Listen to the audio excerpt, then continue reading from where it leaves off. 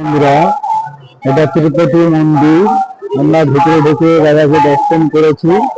আমি এখন ভিডিও করছি, ঠিক আছে। ভিতরে ঢুকে দর্শন করলাম, একটু বিশ্রাম করছি, বাবার মন্দিরটা ভিডিও করছি। হলো তিরুপতি মন্দির, তিরুপতি মন্দির।